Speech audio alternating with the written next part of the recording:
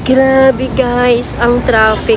Almost isang oras yung biyahe from Pasig to Alcail Gate, which is normally nakakarating tayo in less than 15 minutes or maximum 20 minutes. Pero ngayon, halos isang oras.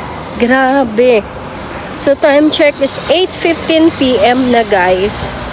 So alam mo yun, yung nakipagsiksikan ka na nga sa bus kasi gusto mo na rin makauwi sa bahay. And then yun, hindi pa naman ako masyado pa magaling kasi kaya nga nakasiklib ako kahapon. And pinilit ko lang pumasok ngayon kasi nga may mga kailangan akong tapusin at isend sa client. So yun, kung mapapansin nyo, yung boses ko is medyo hindi pa okay. May sipon kasi ako at inuubo.